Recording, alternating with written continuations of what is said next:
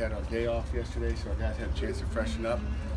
We're going to get after it this morning. Have a couple live periods, a couple thud periods, and we had a solid scrimmage on Saturday. I was happy with where we ended up. In every aspect, emotionally, physically, and strategically, I think we did some great things. So, questions? Saturday tell you anything new about this team? Nothing new. I mean, I think we don't really get surprised. There's no surprises right now. I think, surprises in the first few days, you get to open the presents and all that. But it's, I think we know who we have, and it's not a surprise if they start to get better every day. That's what we encourage them to do, and we hope that happens. Has Dontavius Butler-Jenkins gotten back to what he was doing pre-injury last year, or has he even made progress from where he was this time of year? We didn't get to see much of him. What we saw of him early, he's there or past that. I mean, you just didn't get to see him going to, I don't know what day it was 2 or 4. It was one of those 4 days. It was indoors. I could see that it was on about the 15-yard line that he went down, going, this way. And but I would say it's not like he's not where he was. Put it that way. He's where he was or better, and I'm assuming he's better. Where's a guy like Chase Pine at right now?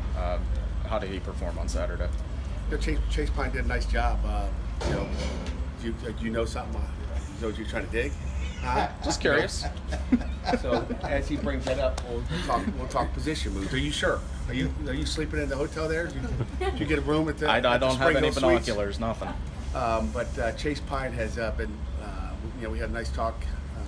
I don't know what day it was, 2 days ago. And Chase, we've moved him to defensive end for now. He can always move back to linebacker, but we just thought, as big, as strong, as physical as we need to get him on the field, which means Elias was doing really well there, and Chase wasn't doing good. It was just like we had a two-way battle there. I think mentally Elias was just a little bit ahead of him, and it was like, okay, how long are we going to wait to have 3 really good mics where we can put another guy on the field and just try to find. So he'll still be a linebacker, in some of our third down nickel stuff. But we're gonna see what he's got today here, and he got practice, whatever night practice it was. So he's already been out there a day.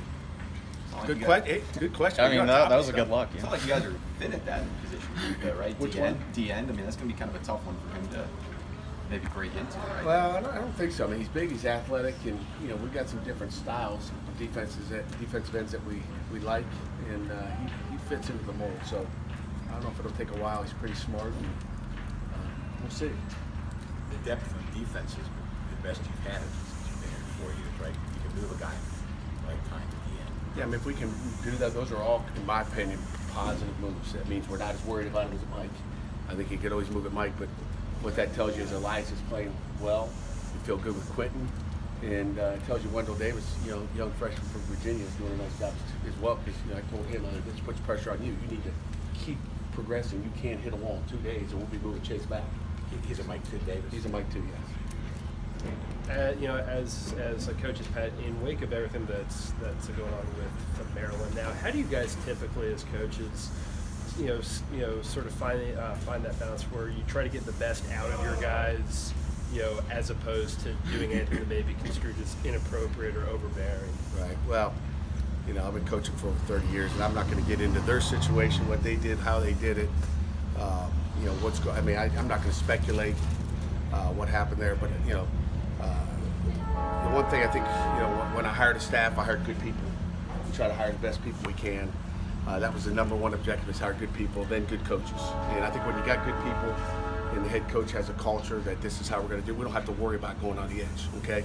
To me, if I had to motivate everybody in this, in this little media section here today, it surely wouldn't be by cussing at you and treating you with disrespect. And again, I don't know if that happened or not.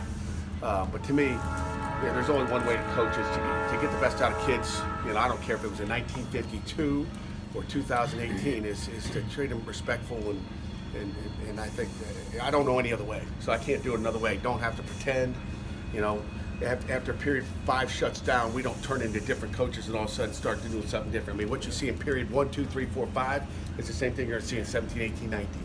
And, to me, it's be who you are, and to be who we are is to bring the best people on the field as coaches and surround yourself with the best equipment, people, and trainers, and they better all have the way I want it run, or we got a problem. And that's kind of, it all starts with me. If I start doing it, then everybody else is going to say, hey, coach did it, I can do it. We can all be bad reporters, and that's not what's going to happen. Is that something that you talked to Dave Borbley at all about since that softball break?